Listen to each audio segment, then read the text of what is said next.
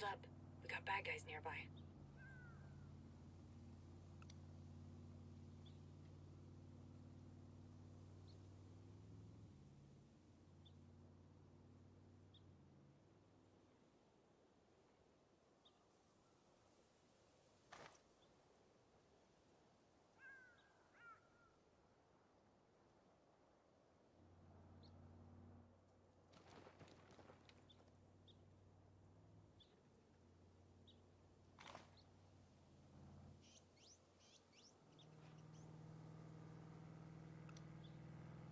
Spotted one. There.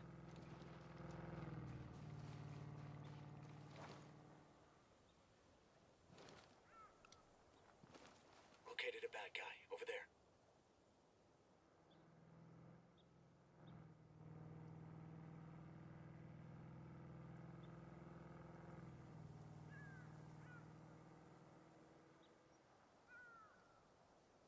All right. We got about 5 seconds before we kick off this thing we like to call game therapy. How in the world is everybody doing tonight? I pray that you're doing extremely well. Welcome back to Game Therapy, friends. Welcome to our friends Hunter and Cleem El Kiko, who are already in the house tonight. Got a wonderful show for you titled When Anxiety is Your Friend, which, if this is taken properly, will be most of the time, if not always. And we'll definitely get into that. We've got questions of the night. We've got our segment for On This Day in History. So we got a great show for you tonight. Most importantly, the whole purpose of this game therapy thing is to bring like-minded leaders together, help you heal from the day, and get you ready for your tomorrow. All right? So with that said, let's go ahead and get into this thing we call Ghost Recon Breakpoint. And as the show progresses and our audience tunes in, we will definitely get into the topic of anxiety and why, in certain situations, you should use it as an ally and not necessarily as a foe or an enemy or something that should be removed. So, more on that. Did I see Melanie come up in here? What? What's up, lady? It's so good to see you. Thanks for coming out to the show. First of all, how have you been? It's been forever, yo. And Melanie says, anxiety is my friend. Right on. Yes, it is, milady. Hunter says, LOL, it could have been better, but it ain't bad. He says, I did a thing and I need an opinion. I'll post it on Insta and have the world tell me. Well, you know, the opinions on Instagram are pretty accurate, right? I'm not there, so I wouldn't know, but I assume the people there are good-hearted, kind individuals who have nothing but your best interest at heart. I think that's probably a good idea. Why is that shrouded in some type of black smoke? What's going on down there? That piques my interest.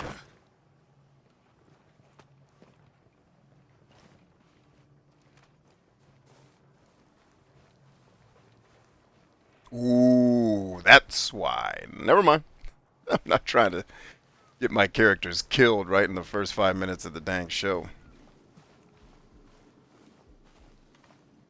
Actually, get a little concealment here. There we are. Alright, let loose.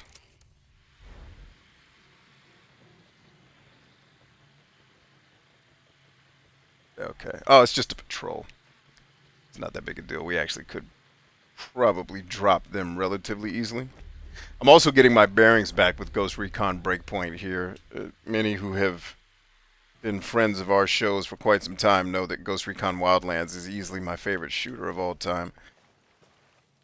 And Ghost Recon Breakpoint got off to a bad start, but has had a lot of fixes done to it since, which have made me like it. Now, when I made my character here, I went for the beard. I was actually in the process of growing out the old man bun and then said, F it. So when I made this guy, I had a different hairstyle in mind. In fact, my hair was really long when I made him.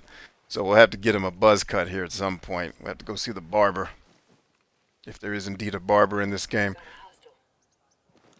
Hostile. Let's hold tight before we just go jumping into fisticuffs now. Now, first order of business is I've got to remember the controls on the Xbox because I think they're different slightly. See, Terry says, B, it's the gamer chat I can't access. Every other channel is accessible. Okay, we'll get to the bottom of it. Figure out why you don't have access. Definitely, definitely. He says, I smell the sarcasm, but yes, it's accurate. I have now a problem kicking people out. Breacher sighted. So let me ask you this, Terry. Was Gamer Chat available at some point and then it disappeared, or have you always just not had access to it? Because that'll help me immediately diagnose what's really going on here. This is the screen I'm looking for. Is this the objective I'm supposed to be going to? Oh, no, it's Erewhon. Sweet. Actually, were we supposed to be heading back to Erewhon? I don't know. Let's figure it out.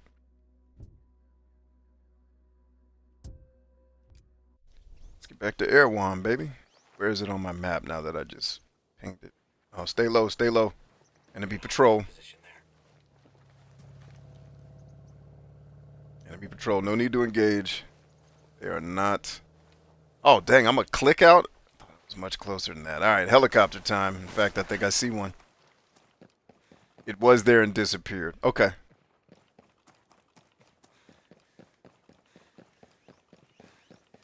Probably an easy fix, man. We'll get you right. Yeah, I'm looking forward to everybody. I was only able to watch the first couple of minutes of your review because then I had to go do kid time and dinner, and then me and my wife had a quick little husband and wife meeting to talk about some business stuff. And then now we're here. But I'm glad you're back too, Terry. It's super late your time, man. You're going to be all right. I mean, I know you're an adult who doesn't need another man to tell you, don't stay up too late, but I appreciate you being here, man. I have a lot of respect for the fact that you come on these shows at like, make no mistake, and I'm not being sarcastic. I usually have to disclaim that. I'm being serious. Like, it is not lost on me that you make a very serious effort to get on these shows at very, very inconvenient times for you. So it's like when I have the person that tells me, yeah, I can't get there, man. It's like 11 o'clock at night. I'm like, shit, I got a guy on the show. It's 4 in the morning where he's at. He's chilling hard. Now, you know, I obviously know people's lives, man. People got to do what they got to do. I'm not actually hating on nobody. Live your dreams. But Terry, it has been noticed that you go to great lengths to be here, man, and for that, you have my thanks and gratitude. Turbo Lynn's in the house. Says hello, all. Hello, Turbo. I was pressing the drive button. Why are you jumping on shit, man? Let's get to work. Oh, that's not because you're not playing PlayStation anymore, and that's a different button. There we go. There we go.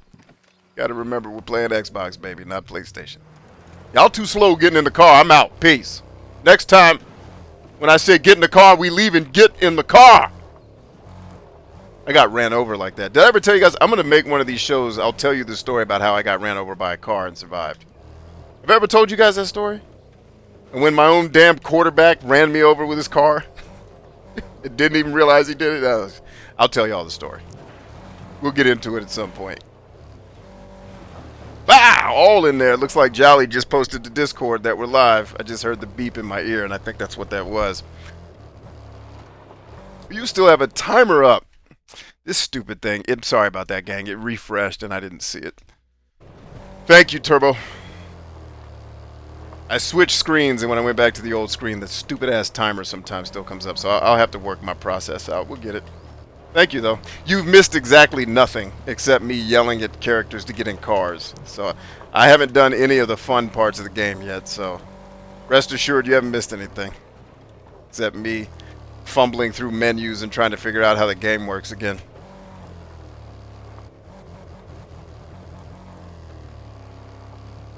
Alright, we home now, baby. Look at this bridge.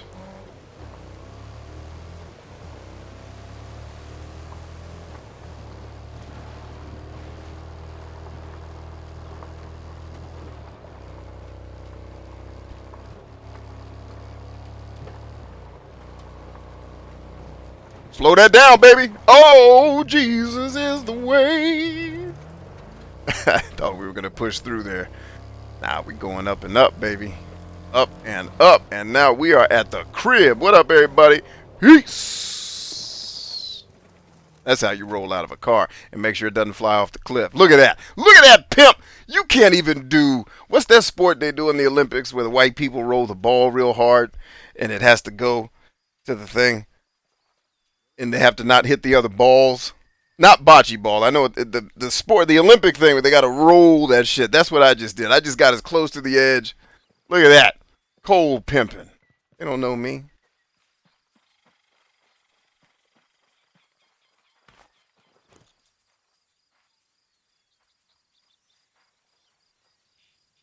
Terry says, yeah, I'm getting off in a bit, but since you were streaming, I thought I'd elaborate on the issue before I got off. Yeah, no, I appreciate you, man. Thanks for bringing it to our attention. We'll get you right. Banner Week Hulk Smash says, Terry, check the gamer chat now. It was a gamer alert. Yes. Problem solved, B. Gamer chat is back. My man. Thanks whomever solved it. It was probably Banner Week Hulk Smash that did it. Either that or Turbo. But yeah, it is kind of late, so I'll have to see. Yeah, man, go get some rest, please. I appreciate you making the time to come out to let me know, brother. Enjoy your rest. We'll be back at it tomorrow if you got time. That would be Ben Shatterpon. Yes, Ben Shatterpon got it.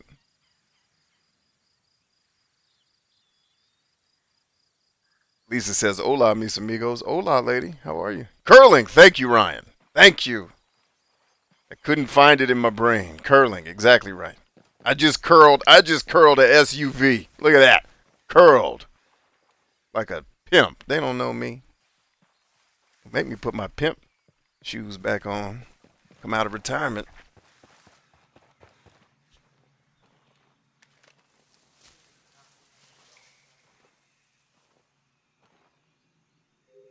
Turbo said, I can't fix nothing and don't want to. Hey, are you the spec ops that's been going around? Noted. You sure nobody's been following you?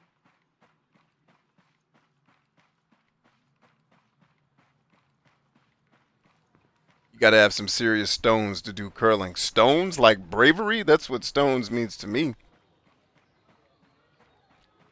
Why do you have to have stones to do it? Is it like, do they send badgers out to nip at your ankles or something at some point of the game? Badgers. Badgers. You don't need stinking badgers. Where my movie buffs at? What movie's that from? Oh, that's just the Auroa selection thing. Okay, was I supposed to rap with somebody here? Are we cool? The questing system in this game leaves a bit to be desired. It's a bit over. I don't want to say over designed. It's just too much damn going on. Like the episodes going over here and special operations. Like, I don't know what any of this shit is, and I really don't have the patience to go in and try to figure it out. So I guess I'll just select, yeah, I'm a pin. There we go. Quest pinned. I get a blueprint for a cool ass rifle. Let's go do this quest. I don't think I had to come here to do it. But the cool part in me coming here to start this quest is now I am once again close to my helicopter. And did we lose Melanie after she came? I wanted to talk to her. If you left, Melanie, we miss you.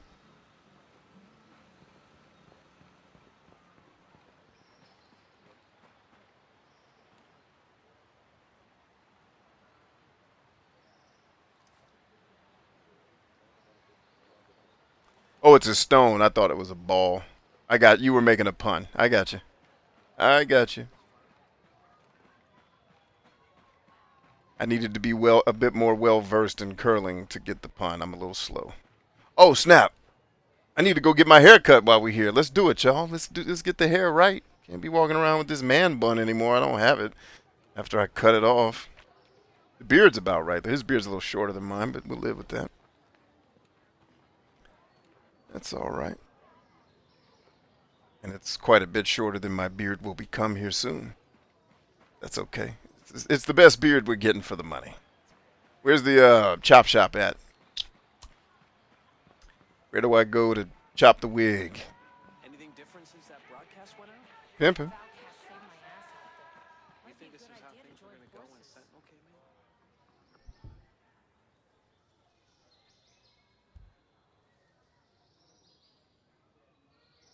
in? Cap says, when did this one come out, B? 2016, I think. 17? One of them. I don't know. Let's see. What is the box text is too small for me to read it. Here, can you read that? It's somewhere on there. You can screen cap that.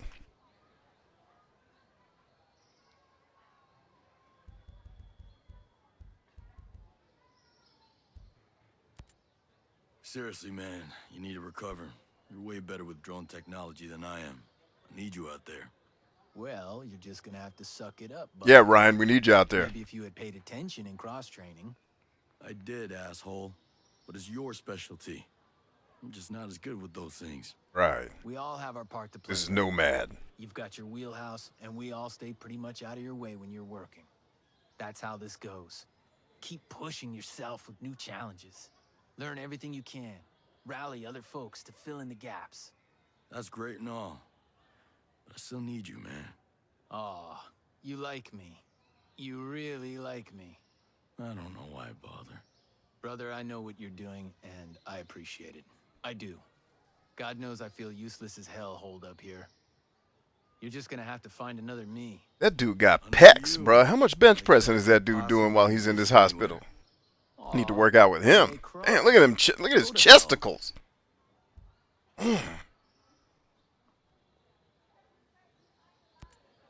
This shit with Walker has my head spinning. I still can't believe it. What if it was him all along? What do you mean? What if Walker was the target? That's... Think about it. They send us to find a missing ship. Conventional guys can do that. Shit, even the Coast Guard. But why us? Jesus. They've had a hard-on for him since the Middle East, and you know it. And now he's here? It just doesn't add up. Yeah, but Walker? He's just... I saw him. I saw him do it. Smoke ghosts just like they were any other assholes. But they'd have said something. Would they? They know our history. Christ. Give me the good old days when a bad guy was a bad guy. You just knew. This is friggin' whacked.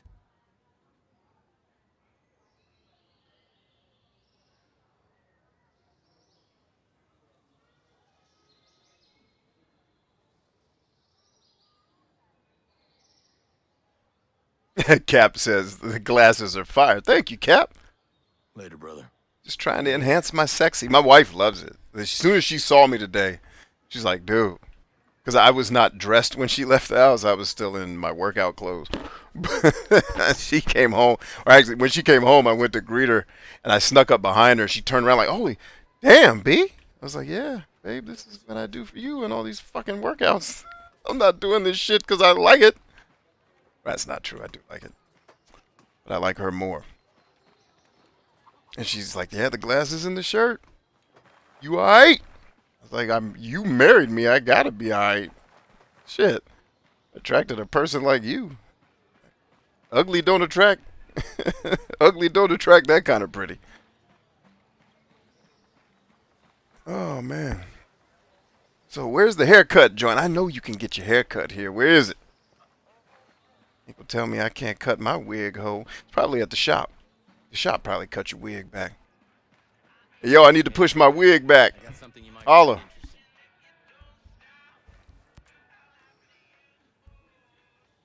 Actually, you know what? It's probably just in the menu system. Probably don't have to do any of this. I'd probably just go in the menu and edit my character if I had to guess. Right? Isn't that kind of how you do it if you had to do something? This lady. Cold ass beast. Love her.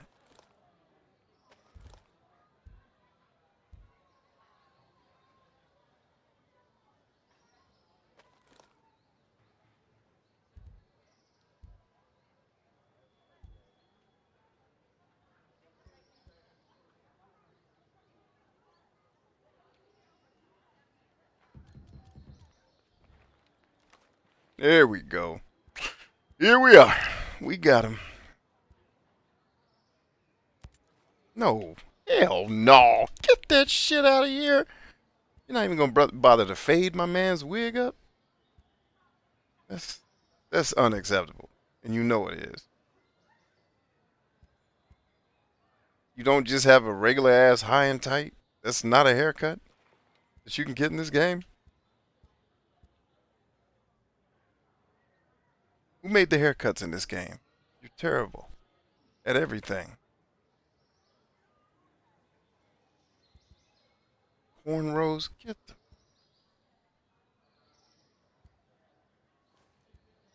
I guess technically I have a short pompadour, but my hair in the. I guess my hair is not that long in the front though.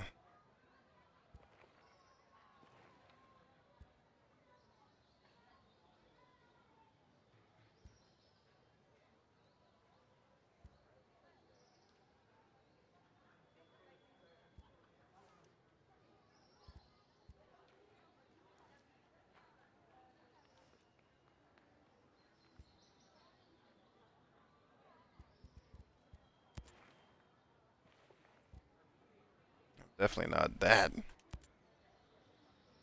Oh, there's like. Hold up. No, bruh. Come on. Start slapping.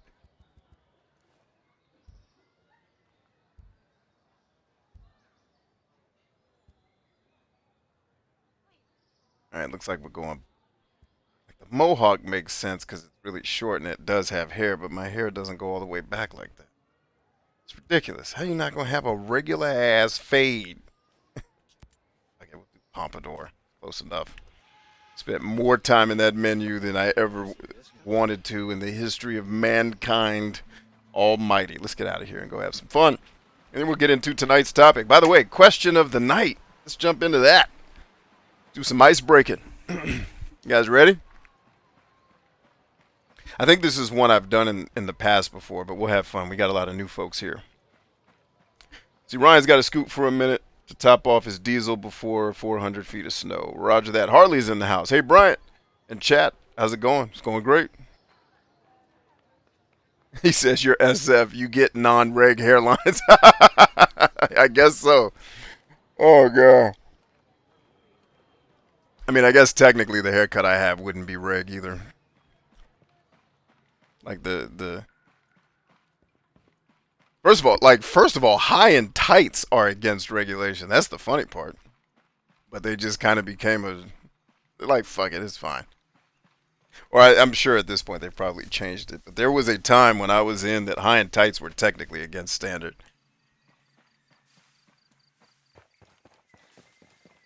Depending on how you interpreted it.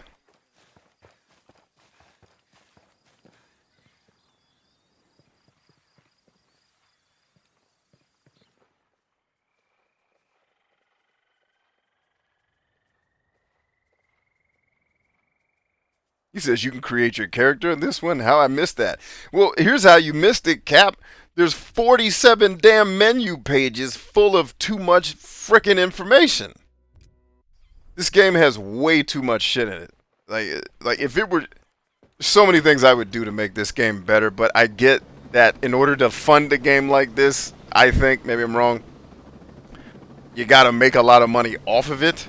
So they have to put all this horseshit in the game to appease enough people. Instead of just making a game that the right people would like, you try to make this game that everybody... Like, the freaking... One of the DLCs had racing missions in it. Like, who the fuck needs to race in Ghost Recon? Go play freaking Burnout. What are we doing? You know, that type of shit. But I don't know. Like, Terry was bringing that up earlier, and it's something we didn't get real deep in the conversation of. I would have loved to get into. Oh, I'm sorry. The question of the night. What is your favorite cartoon from childhood? Was the actual question. Now, I selected that mission. Where is it on the dang map? I don't know. There's like 19,000 map markers chilling hard. So which one is the one that's supposed to be the one I'm going to? It's ridiculous.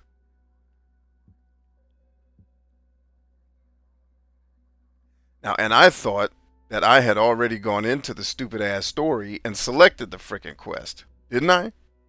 I did.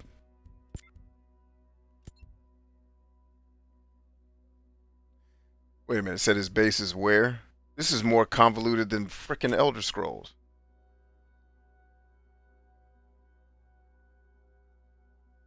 His base is on the northern side of Sinking Country Province. Roger that. So let's find Sinking Country Province and fly our way up there.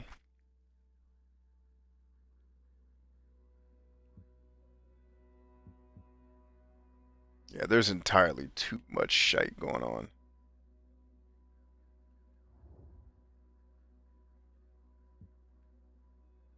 So, like, you're seeing the reasoning behind why it's always been so impossible for me to stay with this game. Because what I remember of Wildlands doing this was just so much freaking easier and more streamlined. And this game, it's like it shit the damn bed with all the stuff they're trying to do. Right, so northwest side is sinking country. So I pinned that mission. Everybody saw me do it. Where is it on my map? Nowhere to be found.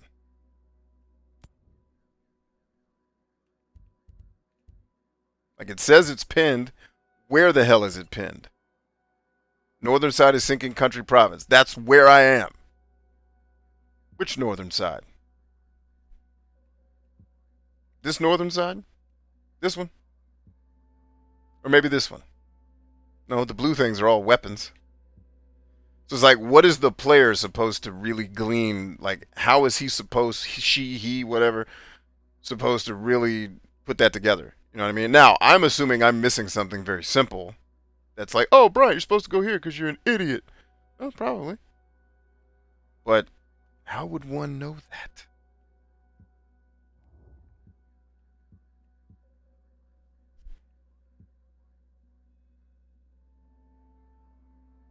So yeah, like I have no idea what the game wants me to do.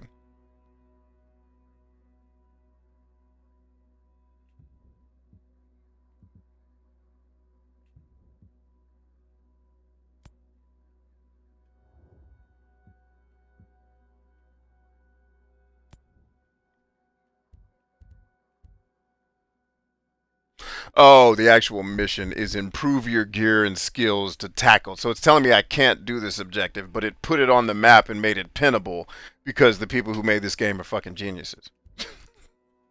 Makes this shit. You have to try to make something this convoluted and fucking ridiculous. In my opinion, I've never made a game like this. Maybe this is just how it goes.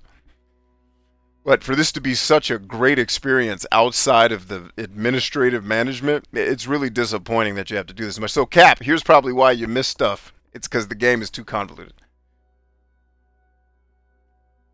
All right, let's see who everybody's favorite cartoon is, and then we'll get into tonight's discussion. If I can potentially, at some point, I'd like to do a mission. I'd like it.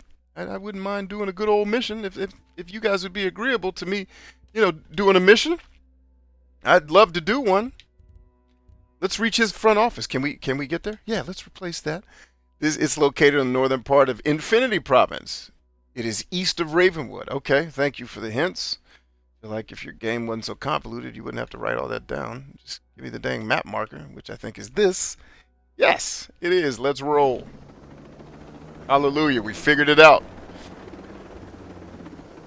All right, so everybody's cartoons. Let's go through them.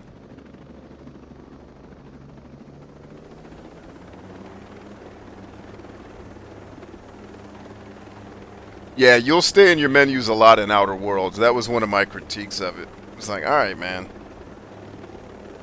Let's get to doing other things now.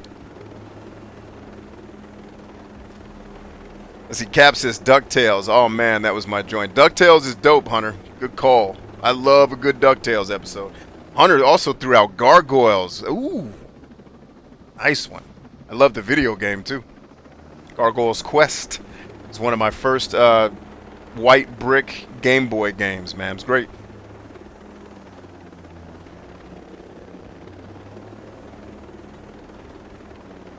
Lisa says, just one or my whole Saturday morning lineup? Run it. You can tell as many as you like. You don't have to just pick one.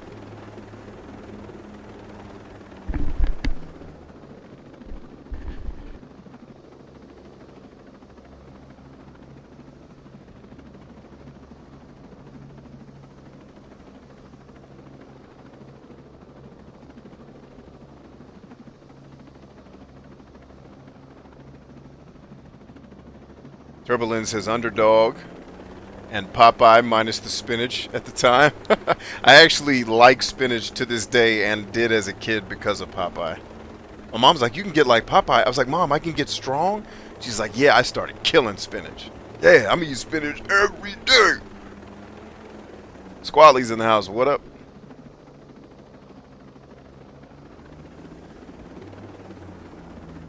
Kelly says, goddamn bed shitters. Gap says, yeah, stuff like that ruins games for me.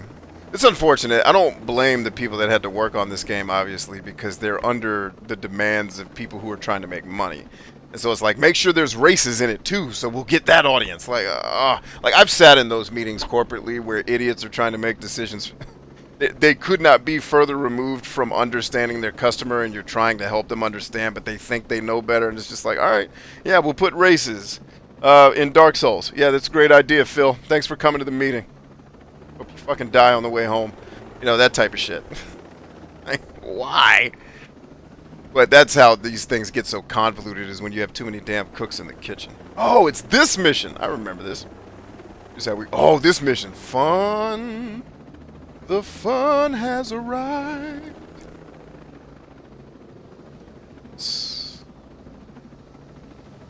Hey, little old rabbit critter. We'll come after one. Two, I think.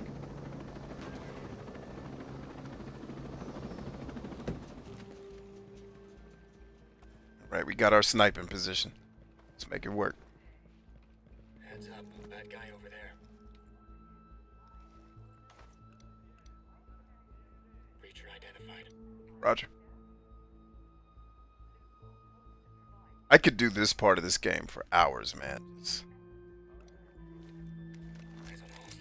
I hope, you know, I hope people from Hideo Kojima's world play this game. So they could, like, if this were Metal Gear Solid, I would if Metal Gear Solid played like Ghost Recon, I would lose my whole... I would never stop playing Metal Gear. It's the only game I'd ever play again. Like, just...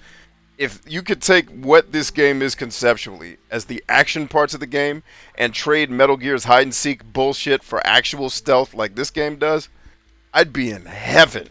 Video game wise, like that's all I'd play is every iteration of Metal Gear. I'd become the Metal Gear guy. That's all we do. In fact, I'd probably sell one of my kids on Craigslist just to feed the Metal Gear addiction. You know what I mean? Like we go hard.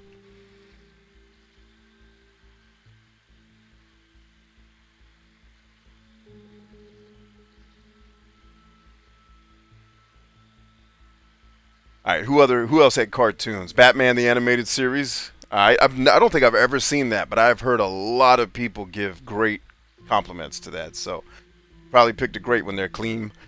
Tristan says X-Men was my favorite cartoon. All right, Tom and Jerry is cool, but I was older then. Gotcha.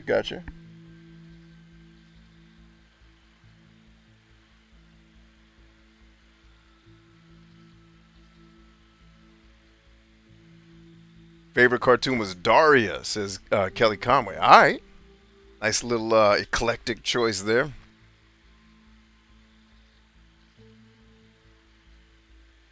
I have seen Daria before. I was not much of a watcher of the show, but I have indeed seen it. And I think I get why people would like it.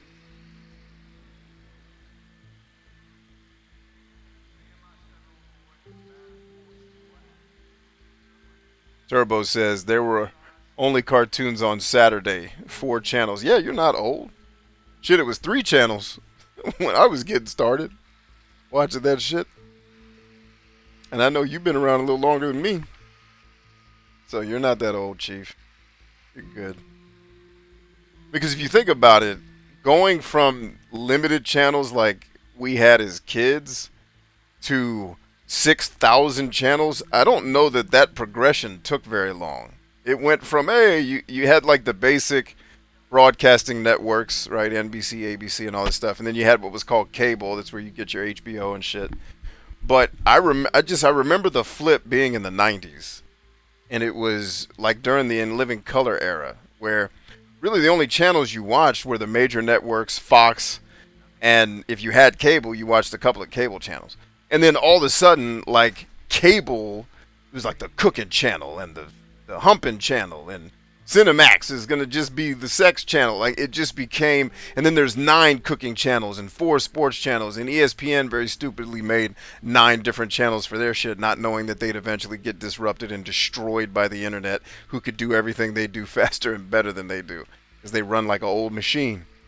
You know what I mean? Like, it felt like it was overnight. We went from having a couple of channels, and I'm probably wrong, but that's what it felt like as a kid, to now we have 1,000 channels. And that's when I stopped watching television. I remember asking my dad, he was flipping through TV one day. I said, Dad, how do you watch TV like this, man? Because you're not watching anything. You're just going through all the channels and not picking anything. He's like, yeah, that's the problem with all these damn channels. There's nothing on. I was like, more channels and we're less inclined to watch. It's insanity. And now we have YouTube with 1 million channels plus. I'm sorry, 1 million partners. Like people like me. There's way more channels. So, here we are. It's like Warhol was right about that 15 minutes of fame, Jazz.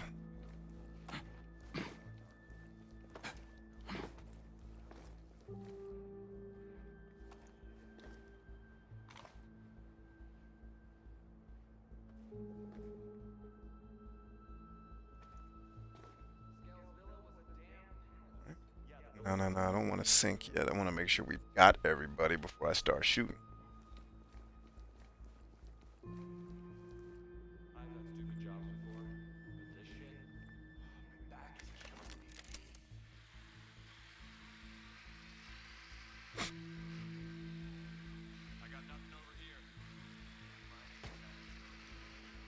There we go. Got him. What do you think these rumors of crashed choppers are all about?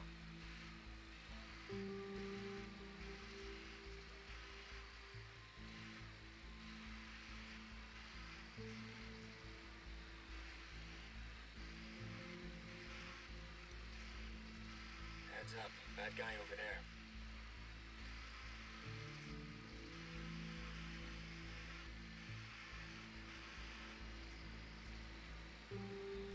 Ryan says Thundercats. Lisa loved Transformers.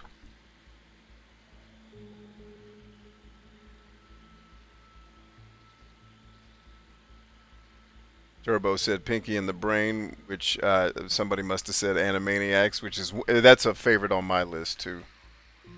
Love the Animaniacs, man. Oops, Mini Mall. That's my favorite line from the show. Anybody remember that episode?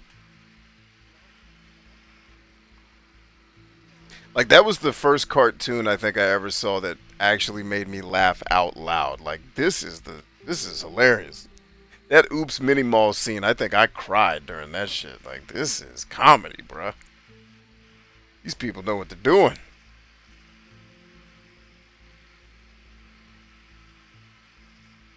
Alright, so it looks like we have a contingent of civilians and combatants. So it's probably not densely populated with our bad dudes. So let's go ahead and kill the perimeter here. Maneuvering to the target. No. There we go. Target locked. Target marked, boss. Light him. Got him. Right. Down. Solid work. I will say, as much as I bitch about chit-chatty dialogue in video games, the way Ghost Recon did it, like, to me, it's clear they talked to some people about, hey, what's your language like when you guys are out there fighting? Like, the intonation, he's talking quietly because he's trying to be, like, yeah, all right, I respect the work, I respect the hustle on this one. Maneuvering now, boss. Make it happen. And then you notice they don't spend the whole game fucking chit-chatting and, hey, you want to talk about... Like, every once in a while, they'll chime in with something. It's beautiful. Everybody shuts the hell up so I can focus on helping my team be better killers. We got anything else? Anything else that's an issue? Got Alpha and Bravo. We need a Charlie. I'll make the Charlie right here. Get a clean shot. Get him. Target escaped. Did he go indoors? Shit. Yeah, he did. Actually, pull him off. Light him up. Clear. They're gone. Got both. Word up. Let me turn my drone off so we don't waste the battery. And let me get to better cover. And before I do, let me make sure I'm not about to fall off this damn building. A little too close to the edge there.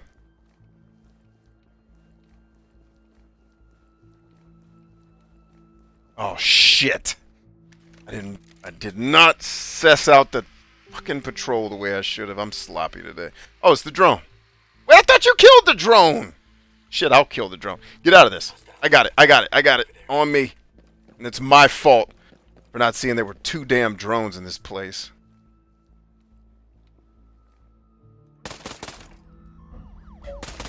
Come on up. Come get this love you need. Got him. Alright. Be advised. Hostile down, baby. Combat drone deployed. All good. More firepower, fix it. I ain't complaining. Keep killing, gang. Probably going to call for reinforcements. It's alright, because we definitely have a serious tactical advantage in our location. As long as they can't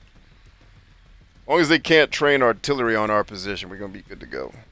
Take care of our sniping, buddy. Getting in position. And there's always people in these bases, at least in Breakpoint, that you can't see. So it's like, alright, fight them.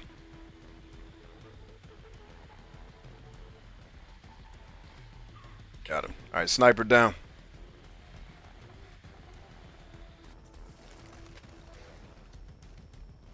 Enemy over there.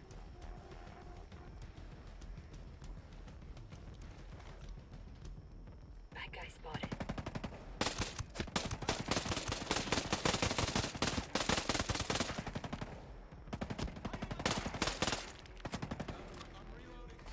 Batteries drained. Drone's out of the game. Moving to the target. No, damn it. Prepared to fire.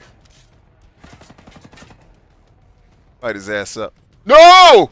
Shit! Did not mean to do that. We hit it now, y'all. Ball out.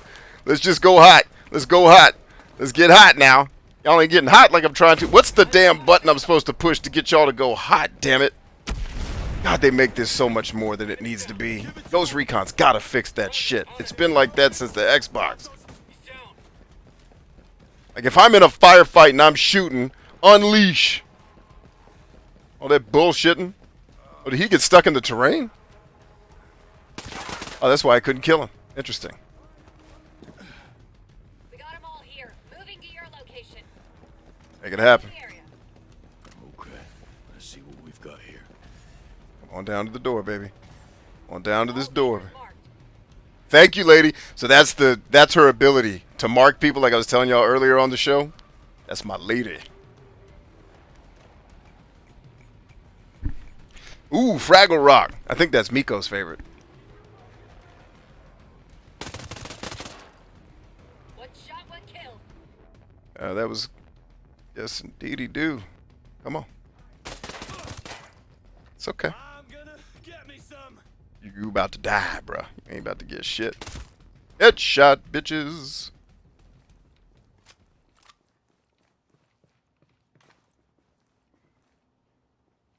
Actually, I remember doing this mission the first time I played the game. Yep. Just running around this lab looking for cool stuff. Hostile spotted there. And who are you lighting up? Did somebody follow us in? Yeah. Lots. Alright, let's clear these guys before we worry about this objective. Trying to do the mission. I am not trying to have Silly Goose Saturday up in this joint. Damn it. Moving to position. Thank you. Go to work. Target. We're set. Come on, come on, come on, come on, come on. Calls for a live one. Come on, one more, one more. Give it to me, baby. Come on. Get to the location we need you at. Light him up. No, damn it. Oh, he's indoors. Never mind. Smoke him. All right, I'll take care of the fourth. Hostiles in the wind. Take care of B and C. Combat Hey, drones out. me shooting is your cue to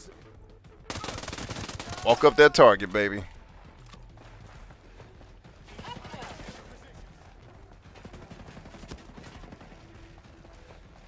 I have a team of 3 people watching my 6. Why am I getting shot from behind? No idea, boss. You have one job. Shit, they sent... Oh, good lord. They sent the super baddies out here. I see them, too.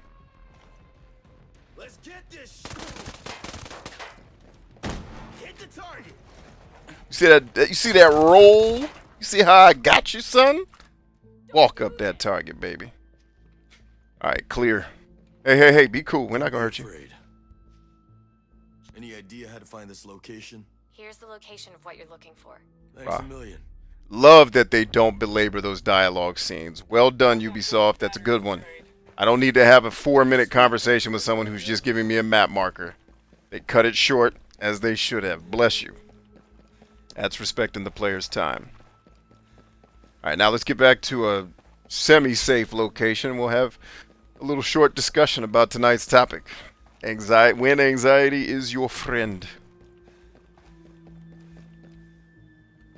Cap says, what part of the world is this place in? I think all the Ghost Recon worlds... Oh, no, that's not true. I was going to say they're made up.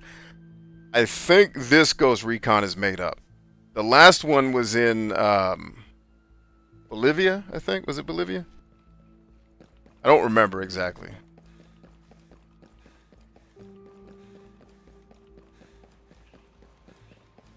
I'll just tell you this, Cap. If you've not played Ghost Recon Wildlands, choose that one over this one. Like, this one's got some good stuff they've added to it, but Wildlands is just a more streamlined game to me. And it, you know, it has gone down as my favorite shooter of all time, so there's that. But still not on my top 10 favorite games list. That tells you how much I like shooters. A lot.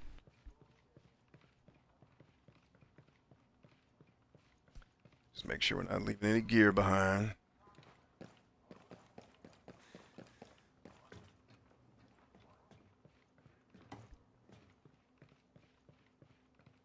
Alright, we'll post up here at the door. And pause for the cause. I need my book for this discussion, which I think Bob Ross is sitting on. The Ross.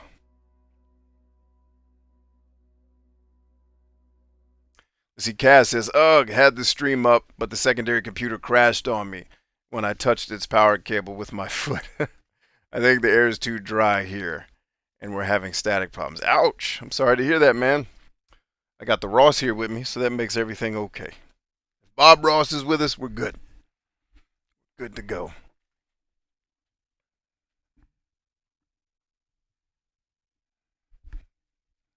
Let me make sure. I also wanted to make sure I didn't miss anybody else's cartoon stuff.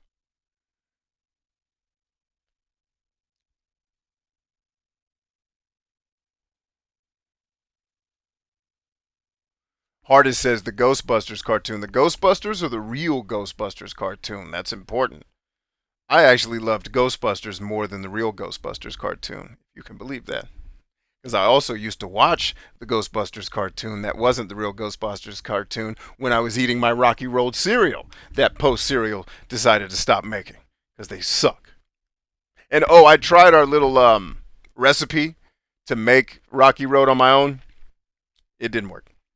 You remember we all sat here and said, hey, B, try this. I mixed them all up. It just ain't Rocky Road, man. It's not the same. Ooh, somebody said Inspector Gadget. We have the Jetsons, another great one. I'm just happy that I asked a question on the show and everything that's been named is something I know. So I don't feel like a freaking 90-year-old man. Like, I like the Chalice of Shalagar. That used to, like, I've never heard of that one. Turbo's a 70s kid. Roger.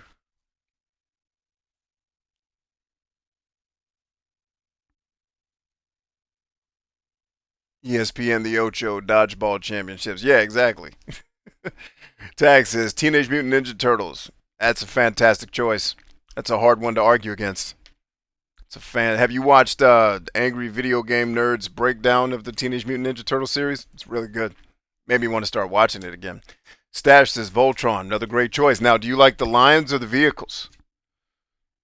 Right? And who's your favorite character? Mine would be Sven.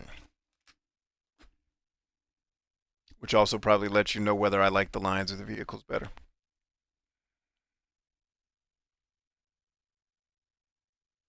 Dad didn't get cable till high school. I don't remember when we ended up getting it. Because, like, when we lived overseas, there were, like, you guys thought American TV was bad. Go watch TV in Germany. We had 2 channels. We had the Armed Forces Network, which just showed you whatever they decided to broadcast from overseas, from back home to Germany. And then we had Nickelodeon, which was really dope because it made me love Nickelodeon because it was the only channel I had, you know, from basically 2nd to 5th grade, I think is that time frame. All we had Nickelodeon, and I watched Nickelodeon so much. That's where I fell in love with Heathcliff, the cartoon. Inspector Gadget would come on there. Transformers every once in a while, but Transformers was before we moved overseas. Was when that was hot. So I missed a good couple of years of Transformers until I moved back to the States. Because in fact, I ended up seeing Transformers the movie back in the States because I came to visit my mom and we watched it here when it was new. And then back in Germany, we got it late, so I got to see it a second time when I went back to Germany. But I actually got my mother, I came to visit her from Germany, living with my parents who were raising me, my grandparents. And she took me to see Transformers the movie, which is one of my favorite movies of all time, still to this day. It still holds up, too. I watched it with my kids last year, and they loved it. I was like, all right, dad and sons bonded. Let's see, Captain Planet, Muppet Babies, DuckTales, all good choices. Inspector Gadget's a great one. I liked Freakazoid, says Tag. But I bet most people here are older than that target audience. I'm probably older than it, but I've heard of it before.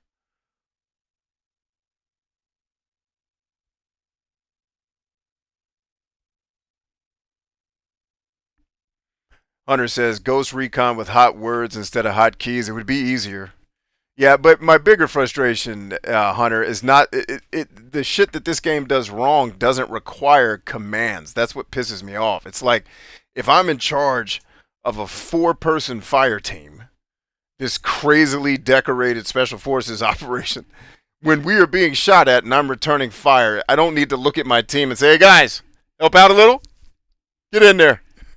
Like we're all under fire. It's just, I get why they designed it that way, but it's like, dude, there needs to be an override. I don't need to tell my team to go hot when we're clearly under. I've been killed in this game because I'm trying to fumble with the menu to tell my players, hey, that thing we've trained to do our whole lives, you're supposed to be doing it now. But for whatever reason, the designers decided to make me have to tell you. Because apparently you're make-believe special forces folks, not actually trained soldiers. That's my one critique with Ghost Recon. And that was a problem back in the old ones, and they still haven't fixed it. Whatever. It's not the end of the world. It's a minor nitpick. It's frustrating that it's there, like on principle.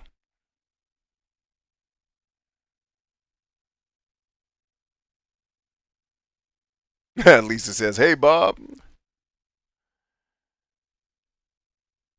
Lisa says the 80s one. No. They were both in the 80s, yo. But you might not have seen it. There was a cartoon called Ghostbusters that had nothing to do with the show, right? So always pays to have visual aids. So when we were coming up, this is the Ghostbusters we all know and love, right? But there was a TV show back when the real Ghostbusters was what these guys ended up being called. But there was a cartoon that came on around the same time just called Ghostbusters. And it had this kind of ragtag group of kids that were fighting evil. And the main bad guy's name was Primeval. And I used to watch it and I really enjoyed it. But the real Ghostbusters cartoon is the one I think you're talking about. And so they had to call it the real Ghostbusters because the other one had already taken Ghostbusters, which I don't even know how that's possible. How the copyright shit didn't kick in, but I don't know. Maybe that cartoon existed before the movie technically and blah, blah, blah. Not sure how it worked. I think Angry Video Game Nerd explained that one too on one of his shows. Flames, what's up, homie? Harley says, my favorite cartoon is Courage the Cowardly Dog. My cousin loved that show. Good one.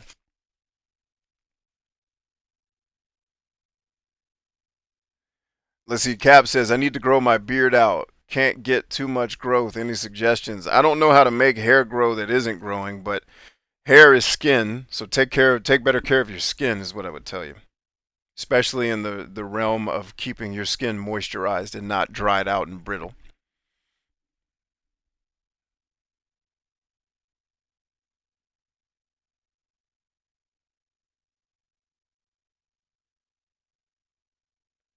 Taxes, Heathcliff and Fat Albert right after. Yep. And picture pages. You can't do that on television. One of my favorite things on the planet, Lisa. That used to come on when I was in Germany. It was one of the only shows I could watch as a kid. I love, to this day, I wish Netflix or something had it where I could just buy it and watch it all. I think YouTube has it, but it's like I wish there was one place I could push a button. Maybe Amazon has it. I should check. And just watch all the You Can't Do That on television and see Alanis Morissette doing her thing before she was Alanis Morissette, and Alistair and Moose, all the characters. Man, I love that show. I don't know. Slime, ho. Get out of here. Stephen Harvey says the G.I. Joe cartoon. Absolutely. I like the theme song to season, I don't know if it was 3, but the Got to Get Tough. Yo, Joe, got to get tough. Yo, Joe, you know you got to stand tall when it comes down to the wire. It's got that bluesy ass. You got to play rough when you cross that line of fire. You got to have guts to stand for your rights. You got to have a grip and got to hold on tight. You got to do the fighting with all of your might. You got to keep the target straight ahead in your sights. Got to get tough. Yo, Joe. That shit used to get me hype. I'm butchering the song, but what are you going to do? Double Dare. Yes. Yes, I love Double Dare. I used to watch his show after Double Dare, too. What was that? He did a Food Network show that I loved, man. That guy was great. And now I'm forgetting his damn name, and I hate it.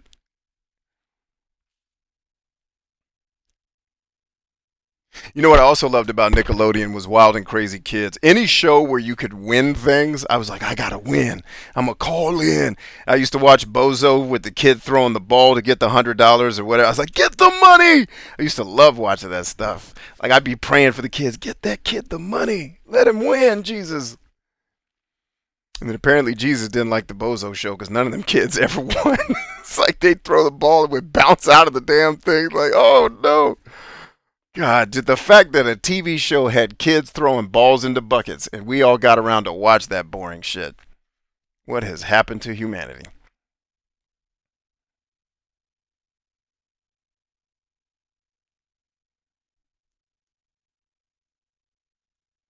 Primeval rings a bell. Yeah. I don't think it was on long. I think once real Ghostbusters came along, that was pretty much a wrap. Ghostbusters was based on a 70s live action show. When they made the Ghostbusters movie, they had to get permission to use. That's right. Maybe it was the other way around. Good call, Kaz. Yeah, I loved I didn't really care for real Ghostbusters as much, but I loved the Ghostbusters show. I used to enjoy watching that. He says, as a great man once said, this is Cap speaking, them glasses are greasy sweet. Well, thank you, Cap. I appreciate that, man. Kelly says, yeah, you can't do that on television. Love that show, man. Tell you what, if you want to capture that flavor in a modern show that really has nothing to do with You Can't Do That on Television, watch Portlandia. It definitely has some similar undertones. Portlandia is one of the only shows I think I've watched, like shows where I've sat down, I'm going to watch every episode and loved every bit of it. I mean, there's episodes I like more than others, but Portlandia was my shit for a couple years.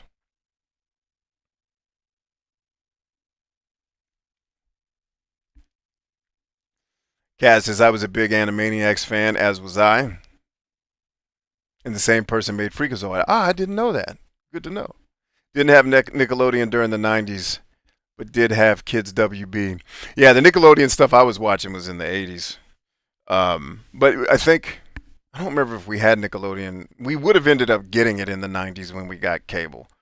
But Nickelodeon was just a channel that they put on the networks in Germany when I was living there as a kid, which I thought was cool. What was the name of the game show. American Gladiators is fantastic. That was my Saturday morning routine. Watching these big, muscle-bound, oily people beat the shit out of regular people. It was great. It's like, this is awesome. Oh, God. It was like if porn was a game show without sex. That is what American Gladiators felt like watching. It was hilarious. Oh, God. Just oily, sexy people beating the shit and tackling and wrestling. like, God, Americans, man, how the hell? Oh, fight with giant Q-tips. I love it, man. And then the video game sucked. I rented it one time as a kid. I was like, how did they F this up? No! Because in my day, you rented games. Parents were like, I ain't spending that money. Go to Blockbuster and get it for $1 and shut up. Which, actually, they really should still have that. Like, there should be the Netflix of video games where you can rent them instead of buying them. I guess Game Pass kind of does that for you. Because I'd very much like to try stuff at this point just to get a taste. Like, I tried to play Mech Warrior 5 and I got to the menu and quit. I was like, yep, no, I don't think this one's for me. Don't think I have enough micromanaging genes to play this game. I put an episode of 70s Ghostbusters on Stream Chat. Thank you, sir. I will check it out. Cap wants to be on a game show one day. Well, make one. Make your own game show on YouTube and go nuts. That way you can make the rules.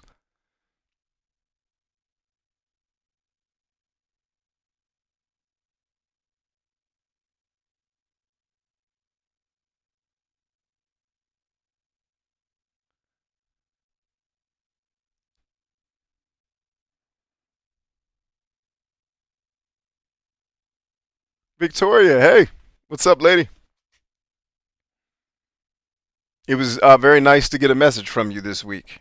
I hope you're doing well. I hope my message found you doing well. Hunter wants a tennis ball cannon. Come on, bro. So one of the first videos I ever filmed, and this is why I told you guys, like people who complain about how hard YouTube is, I tell them to go jump off. Actually, don't jump off anything. Stay alive, kids. But like one of the first comedy sketches I ever filmed was with my boy Patrick, who you guys have seen on the show a number of times. He wrote it, he came up with it. I was just one of the actors in it. But we filmed it at my parents' house, and it was called like Ghetto American Gladiators, or I can't remember what did we call it. Like American Gladiators at Home Edition or something like that. And he invented all these games, and one of them was called one he called Shoe Ball, which was just him throwing shoes at me, which was funny. But then there was, he said, then the next event is called The Stairs. And so he's got the camera. I'm the guy on the Gladiator show. And so the camera is also the gladiator in this case. And so the stairs the stairs event is you get 2 steps up the stairs, and then the gladiator has to tackle you and pull you back. Like literally children wrestling on staircases is what we were doing. I don't know how we survived any of the 90s. But yeah, like that was the first comedy sketch I ever did, was Ghetto American Gladiators. And I wish I still had the footage. I'd put it on YouTube. That shit would have had billions of views. But the reason why I'm telling you the story is you could do something like that now and make it like we were doing that on a VHS camcorder that my mom, I don't know how she got it, because that shit was expensive back in those days. You know, and like you could just do your own thing and come up with cool stuff, man.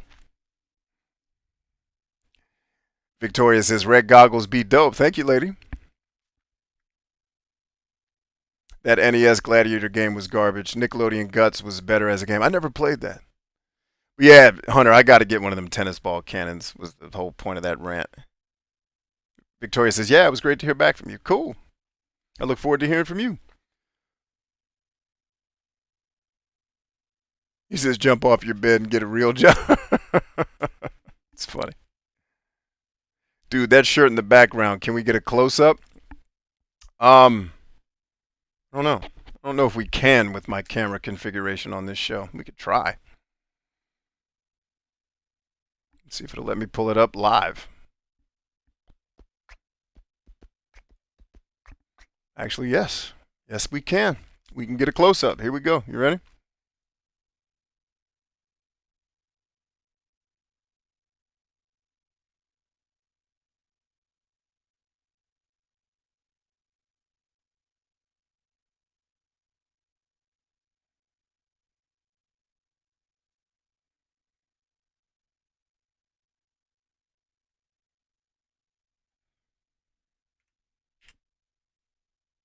Wait, really? You're not going to let me type it? Yeah, hookers. Or did my keyboard break again? No, keyboard's working. This is just being silly.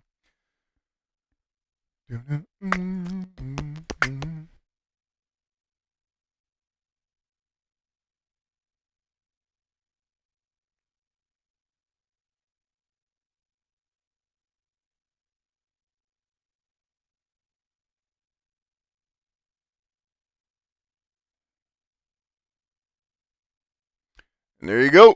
There's your close-up. How's that work?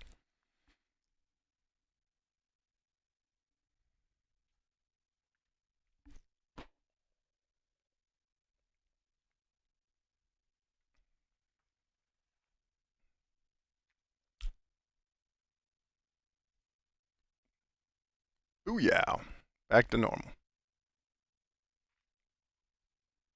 Hopefully that worked for you.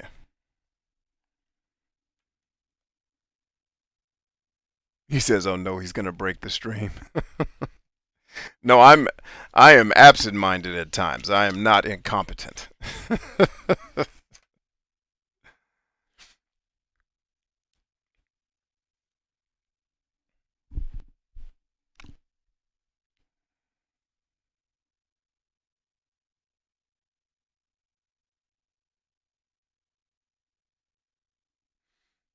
Cool. All right, so great ice-breaking topic. Favorite childhood cartoon. A lot of great. I think you guys, not a single one of y'all named one that I didn't know. That was a plus. And I think I liked all of those shows, actually. Good picks. Good picks. Not that my liking them means anything. I just thought that usually you get when I do these types of questions, y'all start naming stuff. It's like, damn. And I'm fascinated. It's like, oh, that's really cool. I've never heard of that, man. It's awesome. It felt nice to know the stuff y'all are talking about. Okay, I wanted to make sure I had the right page for what I wanted to read tonight to have a discussion. This isn't going to be a long rant. It's kind of an observation that I have been reporting on for the better part of a couple of years, actually. This idea that anxiety is your friend. If you think of anxiety, kind of like a fire alarm, right? Well, your fire alarm is not pleasant when it goes off, but it's your friend because what's less pleasant than a fire alarm is you burning down inside your house, right? So what I see happen in the world a lot of times, and especially in the people that I'm actually connected to, is that anxiety will hit and it becomes this, the focus becomes, how do I get rid of the anxiety? Right? And that's not necessarily wrong because anxiety by nature is uncomfortable, right? But I think a more effective question to ask, rather than how do I get rid of the anxiety, is this: what is the anxiety trying to tell me? Right? If anxiety is a fire alarm, that means it's not my enemy.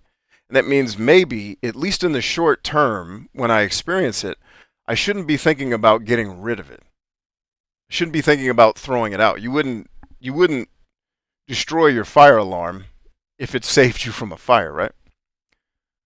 So, but what I watch a lot of people tend to focus on is getting out of the pain, which is okay. You don't want to stay in that type of pain for an extended period of time because there's other issues that can be caused if you're continuing to feel that type of emotional pain.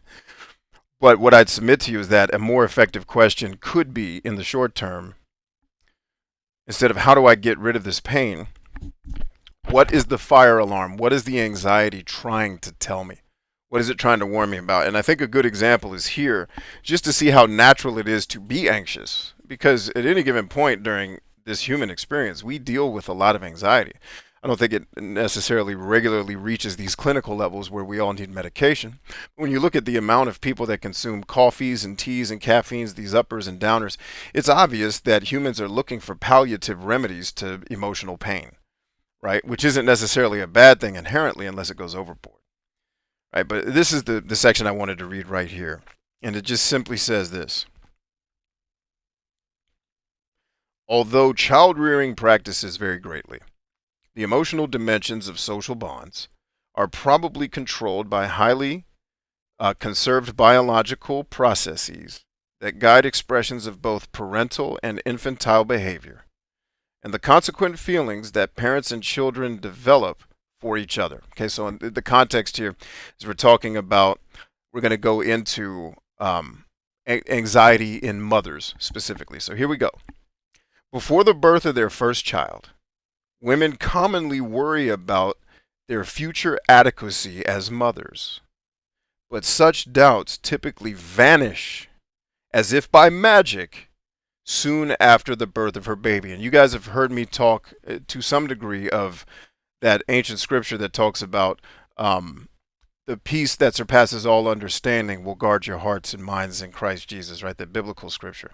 And I've told you that I have physically experienced. The book is describing it this way, right?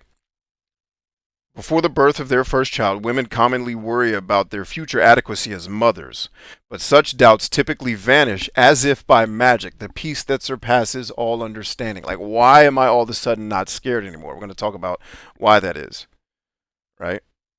Or at least what I've observed that is. So take what I'm saying here to be rooted in some science, but what I'm talking about specifically when we talk about anxiety being your friend is more what I've observed in working with people and using myself as my own lab rat for a lot of the experiments that I run. So there will inevitably be exceptions. I'm not making any rules, right? So this won't necessarily apply to everybody in every circumstance. So your mileage may vary. But going back to that, but such doubts typically vanish as if by magic, but when? Soon after the birth of the baby. So while the baby's not here, mom is terrified that she's not going to be a good mom. Soon as baby gets here, that goes away. Why? You would think rationally, as if anxiety is in any way rational. The more rational state would be, you're not going to worry about it that much while the baby's not here, but when the baby shows up, if you're actually afraid of your inadequacy, that's when it's time to be scared because you're going to see it in front of you. But what I think the book is betraying is what I've experienced and seen in countless numbers of people that I've worked with and helped and just being in environments with people and leading teams. It's that I have come to the idea, I won't necessarily call it a belief yet, but the idea, the theory, whatever you'd like to call it, that the anxiety is doing its job. It's signaling to her inadequacy, inadequacy, inadequacy. What do you think that makes her do? If she's got this internal fear, this internal discomfort, and the thought process that her conscious brain lands on is maybe I'm not going to be a great mom. Right? And I'm not picking on ladies, by the way. Men deal with this too. But I'm not going to be a great mom. But then it suddenly subsides when she becomes the mom. Possibly then what's happening is anxiety is getting you ready to be the mom. It's scaring you. It's because I guarantee you, when you get scared about something, you start to research, you start to look up. I guarantee that anxiety, that fire alarm got her up and started making her look into, okay, what do I need to do for this? Maybe I should reach out to some other moms. Like my wife, Miko, she oftentimes services herself out as a medulla, I think is the proper term, where women who are new mothers, especially women who are having their babies for the first time, which a lot of people in our circle are at that age. You know, a lot of people we either worked with or are friends with or have mentored with are at that age where they're having their first child. And it's, they will call her like, what do I do if this? Because you're scared until you've had the experience. Right? But what's happening is the anxiety is actually preparing mom. Right? You got a really big thing coming up and you need to be ready for it. So if we looked at it more like a friend that's saying, hey, get your stuff together. Because what we see from this example, and I've seen it play out as a football player, I've seen it happen in war, I've seen it happen when I've had to give big presentations in front of billionaires. The fear goes away the minute action begins. So this thing that the entire world is trying to medicate, and I'm not saying that there aren't people that don't need medication for anxiety. I've had to use it, right? When anxiety gets too much to bear, and if you're not in a place mentally and emotionally where you can manage it, there are times where I've needed that external help. So But if we just look at anxiety at a basic level, not exacerbated, amplified anxiety that's now causing too much discomfort to allow you to function properly, but the requisite amount of anxiety. It's kind of like when I hear people talk about shaming. I really don't like that term because shame in and of itself is not negative. Shame is an emotion that lets you know you're in the wrong and you need to change. So some shame is good because it can be a catalyst for change. What most people are saying when they're saying shaming is condemning, and those are very different things, right? My son failed to do something that he's expected to do to be a member of this team, this family, and he failed. He should feel some shame for that. Now, I'm not going to put it in his face, you're a horrible person. That's condemning. But there is a level of anxiety, it would seem to me, that actually is good for us because it prepares us to be great in challenging situations. Right, and so that's why I really wanted to focus on this part of the book. And I'm sorry, if you want to know what I was reading from, it's one of the textbooks that I'm studying through this year. I'm taking the year to learn neuroscience. I have a couple other books on it, but this has been my favorite so far. Thank you, Dr. Peterson, for recommending this to me in your class that I took. But again, before the birth of their first child, and notice it said first child. That's important. Women commonly worry about their future adequacy as mothers, but such doubts typically vanish as if by magic. And so what that magic tells me is it's not magic. It means anxiety did its job and it no longer needed to be there. Anxiety turned on the fire alarm and told mom, hey mom, baby's coming and we need that baby to live because that baby living is your livelihood and your reason for being on earth. Get busy. She got busy, baby came, all of a sudden anxiety's gone because now she's in the game actually having to perform. And that leads me to believe that hypothetical person had a healthy experience with anxiety where it was preparing her for a future event that was very important to her. And when she got to the event, the anxiety subsides because now she's ready and now she's taking action. And the anxiety, you don't need the fire alarm when the fire's put out. Once you put the fire out in your house, once the smoke stops, fire alarm cuts off and it lets you get back to your regularly scheduled programs. That's all I got. That's all I got. You guys want to tell some stories? And what I'd love to hear from you guys in the audience is tell us some stories about how anxiety helped you be great. You know, because if we can frame anxiety properly in the times where we need to not run from it, and believe me, there's times where we need palliative remedies, right? We need to watch a movie and veg out, need to play a video game, need to get out of there. But let's talk through if we can frame anxiety as, hey, most of the time this thing's actually trying to help me have a great life. How can we start to use anxiety as a friend instead of running from it like a demon? That's what I got for you. And I'd love to hear stories from you guys about how you've used anxiety to conquer things in your life. How anxiety has prepared you for a great event that you actually did well at. And did you have a similar experience to our hypothetical lady in the book? I got a meeting with one of my buddies who runs a video game studio, and I'm trying to see. Okay, I've been invited. It looks like he changed our meeting. No?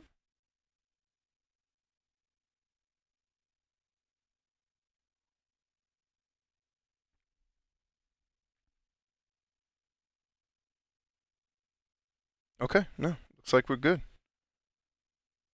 Got my meeting. We got the meeting set up.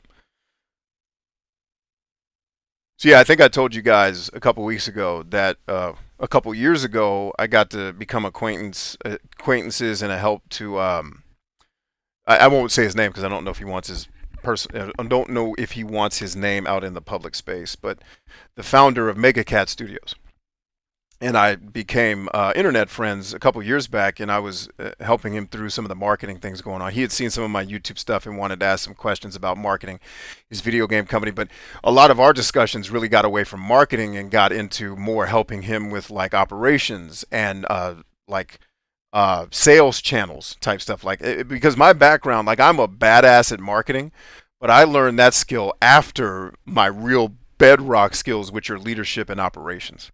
Right, marketing was a necessary evil for me because I had to learn how silly people talk so I could speak their language. Right, Because combatants talking on the battlefield and talking on the internet are two very different things. And I only knew battlefield language and business language. I had to learn social media and weird social norms of Americans language, right? But a lot of what we would talk about would center around like operational stuff. Like one of the things I had expressed to him was like, "Hey, send." This is back when Classic Game Room hadn't shut down. I was like, "Hey, send him some product because his audience is who you're selling to. Like it's me. Like, and I would totally buy your games." And then I had told him like, "Hey, get your games in East Arland. They'll definitely let you distribute and sell there." And then I remember going to East Arland and hitting him up. I was like, "Hey, your game's here," and I bought a copy of it. I think we did a stream of it on the show, if I'm not mistaken. Or we did a collector versus wild. It wasn't a stream. It was on one of my pre-recorded videos. So they just recently got named as the company that was working on, or at least I recently found out about it, working on the next Angry Video Game Nerd video game. So when I saw that, I hit him up like, "Hey man, you're killing. I'm so proud of you. This is awesome." And he hit me back like, "Hey, yeah, we should catch up." So we're trying to catch up. And that was the message I just got. So I'm excited about that. Looking forward to seeing what he's up to and how he's taking over the world. And that's I just want to know, like I just want to just hear like how's the adventure been going, man? You're killing it. I got nothing else.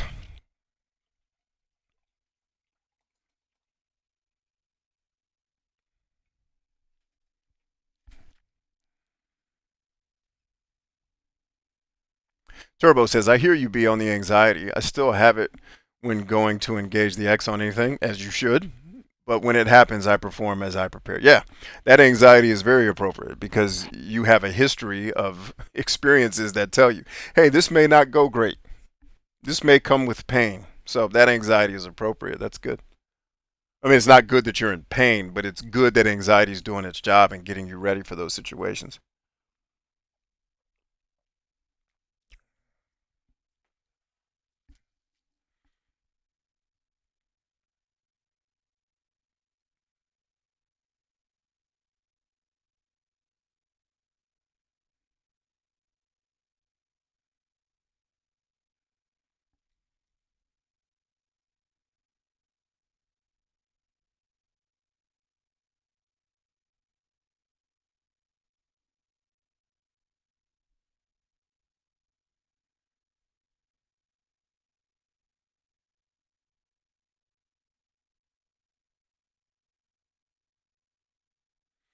Mm.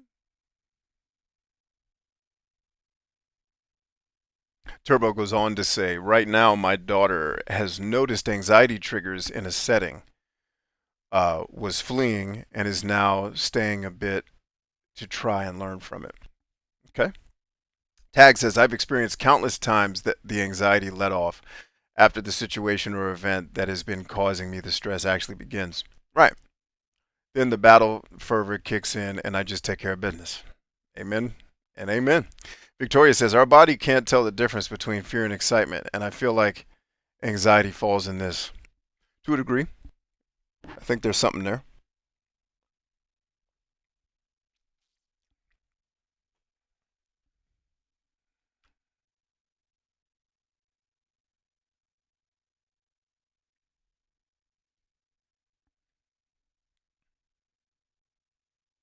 Also learned from this book that we're all born feminine too. Or we're not born feminine, but we start feminine. That was pretty cool. I'm still studying that part before I can really talk on it intelligently. It's pretty cool stuff in there. Yeah, let me not misspeak. We're not born feminine, but as you emerge from your primordial ooze until testosterone starts doing its job. And those of you who are born ladies, if I understood this lesson properly, actually the biologist here could correct everything I'm saying. Uh, you all have something biologically specific about you that when the testosterone releases, you don't have the receptors pick it up. So you stay ladylike, and we become dudes and start duding it up.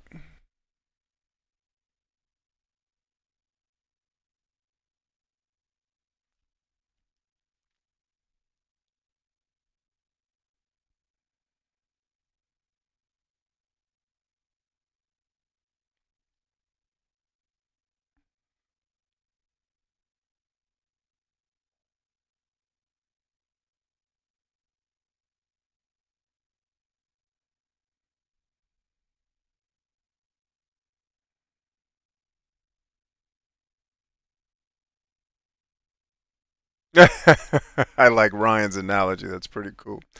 Steven says, B, I had anxiety when setting up my club at the Citadel, but that anxiety allowed me to perform and get everything locked on for the club to be successful. That's what's up, man. Well done, by the way. It also says, fuck this phone. That's what anxiety says. Well, if fuck this phone is anxiety, then I definitely can confirm anxiety every day. Victoria says, "Thanks for the lesson." Yeah, yeah. No, I really just wanted to share stuff that I'm learning as I go. Thanks for listening. Hopefully it encourages you guys and gives you something positive to think about. B, isn't that why every human has nipples? I don't know, but our biologist can answer that very quickly.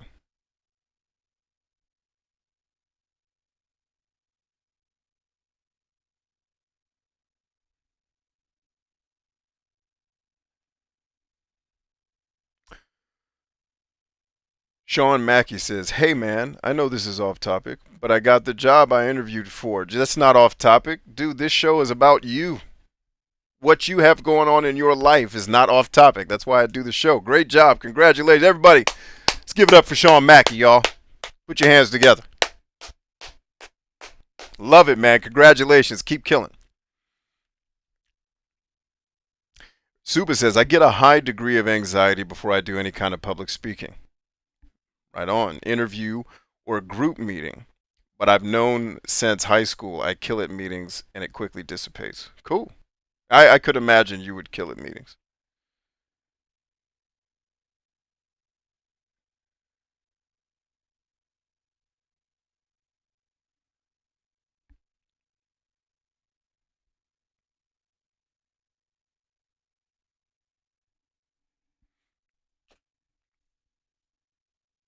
Victoria says, "Night, guys. Been great." Good night, Victoria. Talk soon.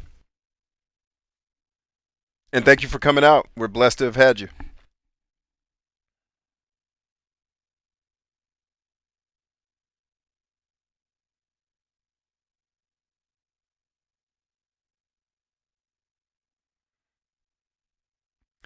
Javier Cueto says, "Hello, everyone." Or is it Sueto? Is it Cueto or Sueto, my brother?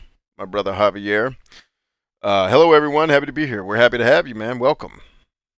Going to spend some time with the hub, says Lisa. Good night, all. Good night, milady. Yeah, it is getting late, and I want to be respectful of y'all's time. I know I got a late start tonight, so I'll try not to keep this going too long.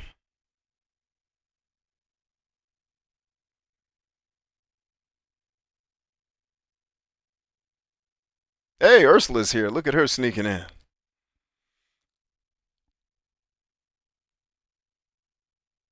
The first one, Javier Cueto. What's up, brother?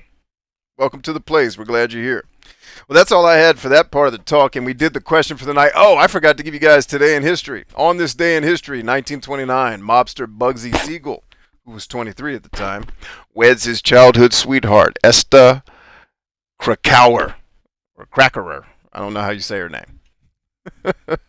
There were not a lot of today in histories on the place where I looked that up. I was like, damn, all the todays in history suck. Although I think Captain Morgan, the guy who made the rum, invaded somewhere today.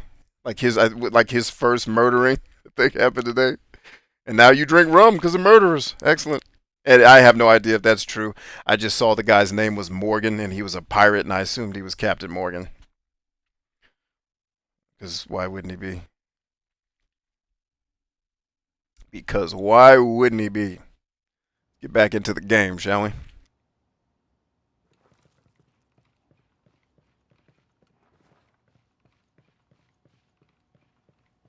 Always appreciate the art designers that have to do stuff like design these rooms. Like the level of detail and care that goes into this, it never really gets appreciated while you're playing games. If you really don't, like if you think about it, creating the experience to make you feel like you're in another world is impossible to do well. And they do it. Like these games, these people have figured this out. And like, just who thought of 846, 125, 1843? Somebody had to come up with that. Like an artist to make every piece of this room feel like you're in a real worked in space. I just think that's cool, man. The little aesthetic touches in these games are always pleasant to me. Now, if we could just work on the gameplay, be in good shape. Let's get low, gang.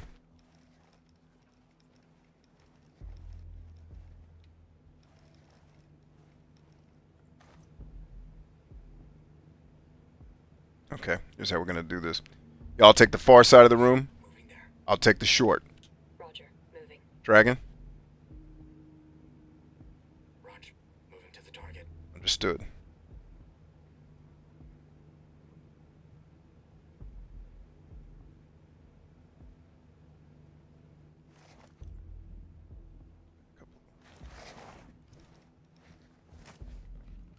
Damn it. Alright, looks like we're not going to be able to sync this up the way I want to. Or, yes we will.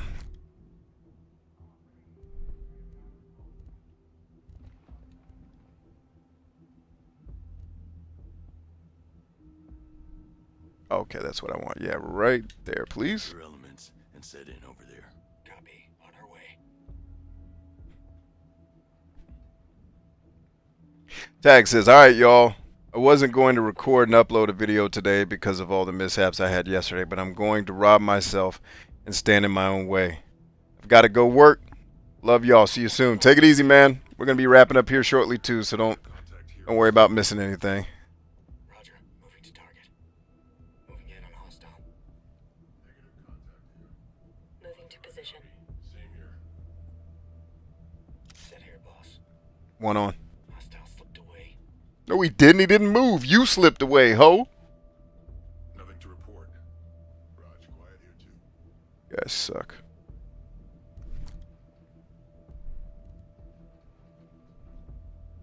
Ready to shoot. Thank you. Why didn't you do that before? Target slipped away. Enemy target locked. Got that hostile. Alright, lock him. I don't got him, boss. Get him. You know what? Fine. I'll get him. Can you please get in here and handle business? Ready, ghost lead. Oh, for Christ's sake. Alright, got him. Boss. Drop him. Let's go. Y'all suck. Well done. How is that dude still alive? Guess I'll do everything. Video game designers, if you give us teammates, make them not suck. Please. If you have to make the game harder, just do it. So the nerds don't complain.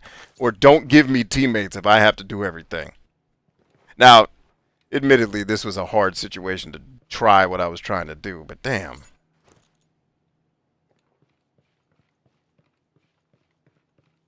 But I'm also a bit harder on this game because this is my favorite shooting. Like, Ghost Recon Wildlands is my favorite shooter, and this game is really good. So it's like, I ain't going easy on this game. This shit needs to be better.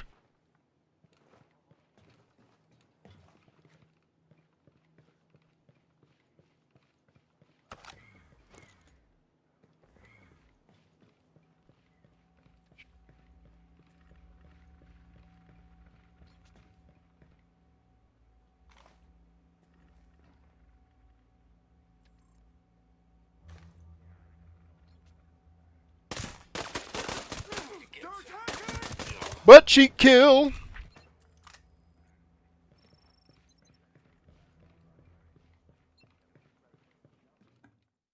Got him. Cutscene time, it looks like.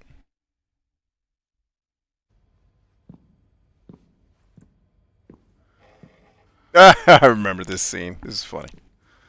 Jay Skull? Come on, we gotta move. Shit. Alright, listen. My name is Nomad. I'm part of a team sent here to see what the hell's going on with Auroa. Now, Maurice Fox said I could trust you. To be honest, I don't. But the people coming after you are trying to kill me. Nabbit. So what do you say we help each other? Is Fox working with Yana Puri? The woman who took over as CEO? Who's working with those animals? No. No, he's in the cave with mad shells. Cave? You know what? It's cooler than it sounds.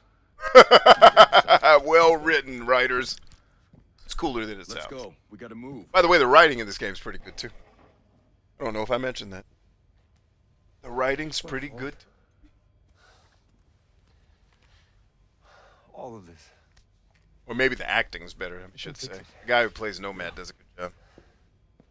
Answer to drones. Operation Citadel. Right now, Citadel's keeping people in. But we can use it to free Auroa. Hey, tell me. What does Walker have to do with any of this? Walker was our military advisor. He led the takeover of Auroa. All he wanted was the drones. I thought he was a friend. Yeah, me too. Yeah. I did too. Well, that just brings a tear to my eye. Go, go, go!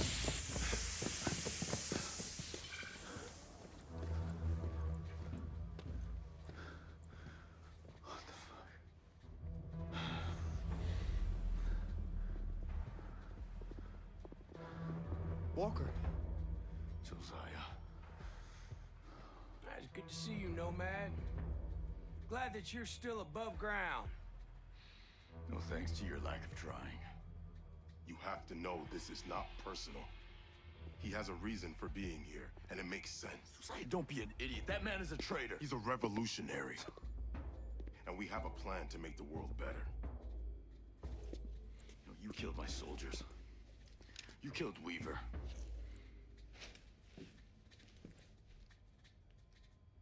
We've chosen to become the warriors we were meant to be. Your masters that they don't believe in anything. We'll make you an offer, Nomad. Hand over Jace. Join us. You gonna turn me over? No. Good old Nomad. You always were righteous. That class is bulletproof. Like hell it is. We need to get out of here. That's the way out. We vent toxic fumes through there. It might kill us. They will definitely kill us. Yeah, you big dummy. We'll last longer than we will against that Death Star. And we might just take a few of them with us.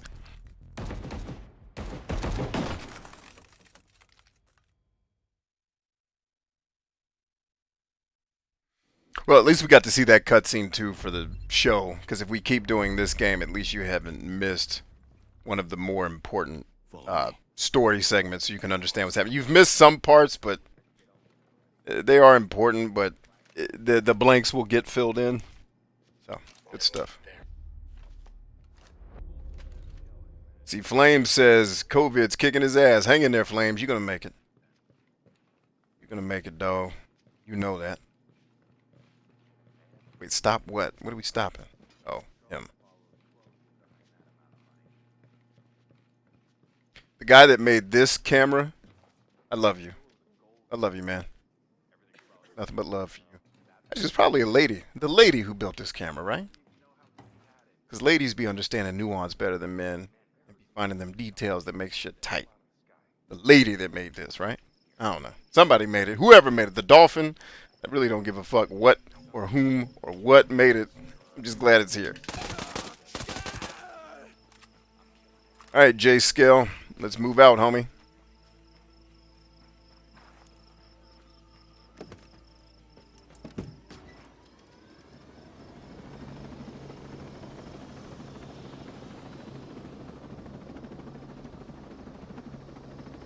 All right, team. Let us ball on out. Damn it! None of this makes sense. I know Josiah. He's one of the good guys. They were gonna kill me. Makes me wonder why the hell I don't. What? Hey, they took over the island, right? They stole my company. I'm one of the good guys. Yeah. Then why'd you sink that cargo ship? The ship was taking drones off the island. These drones could be the most powerful weapon since the nuclear bomb. I had to decide. I had to stop it. Was anyone hurt? I was told a few crew members died. I'm sorry. I had to choose, you know? A few weeks ago, they field tested the drones in South Asia. Don't apologize to me, ho. Apologize to those people's families. I tried to shut it all down. They were taking over the island. Sinking that cargo ship was my only option. I've seen what your drones can do. A few homesteaders and Scale-Tech employees were trying to leave the island by boat. No. What happened? It wasn't pretty. At least Fox and Harmony made it out okay. Sadly, some of the stuff in this game is... Where Never mind. are you taking me? There one. That cave where a bunch of homesteaders are holed up. Fox is there too.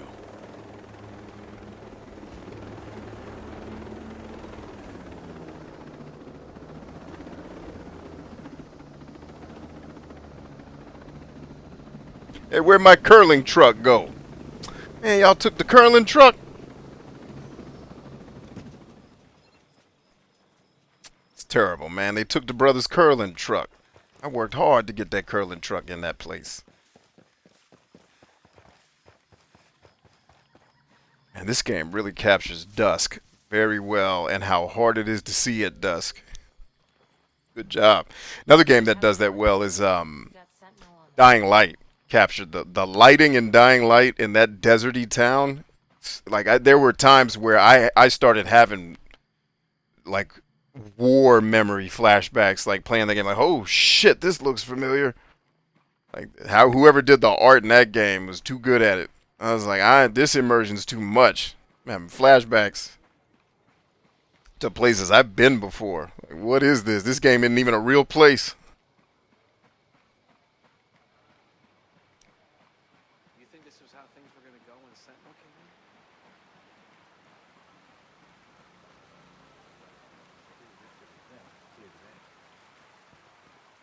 Oh, wait a minute, I think we were actually supposed to go talk to Shamalama Ding Dong Jones back here. Wasn't he back? I thought he was back here.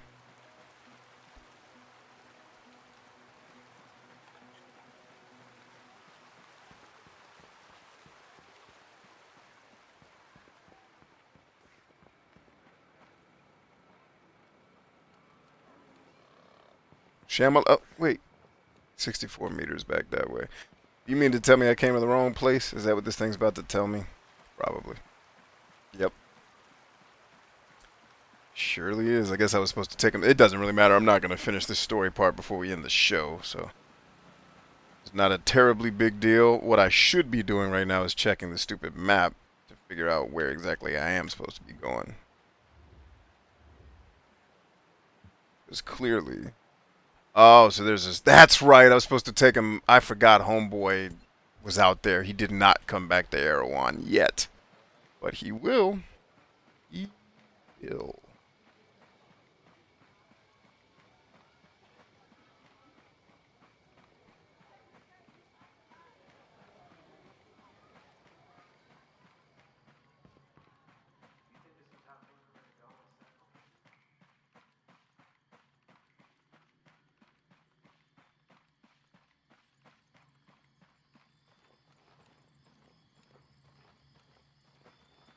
Loading screen.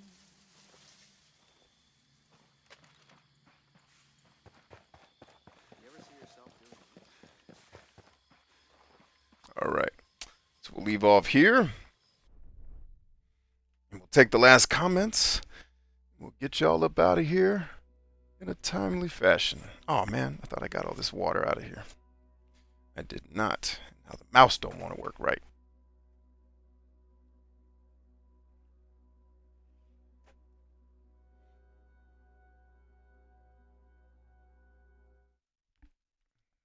Okay, let's see what we got.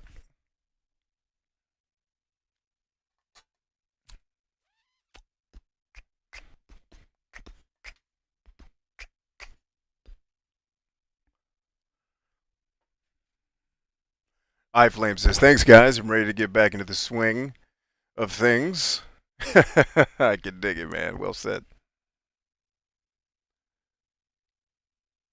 He says Punisher in the game. Yeah. I have not watched Punisher, but I did recognize the guy because he was in what's that crazy zombie show? The Walking Freds, The Walking Dead.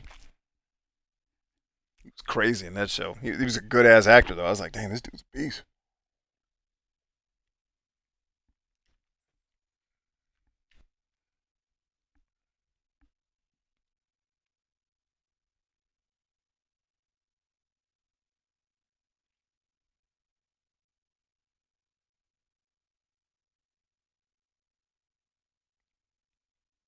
Harley says, oh, something else I want to start doing this year is cosplaying. Not to make money or be an influencer or some shit.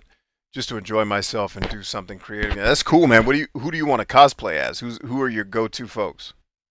You'd probably just make TikToks doing it. Cool. Who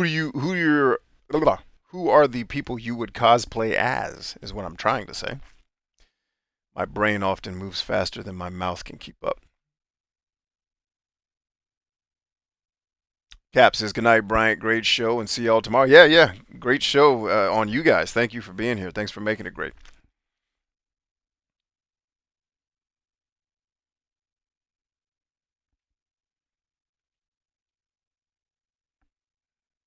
Cool. I did not miss a ton of commentary tonight, which is great because I usually do.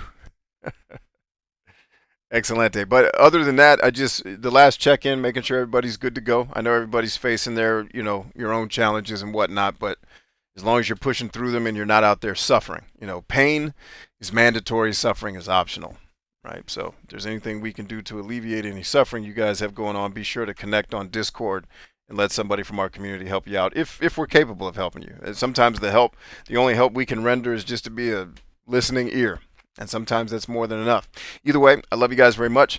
We are Stronger Than I, back at it tomorrow with a special little surprise show, if I can pull it off. I've also got a kid's birthday to go to tomorrow. So that's going to interfere with the show plans for tomorrow, but we're still planning. And what I mean is the daytime surprise show.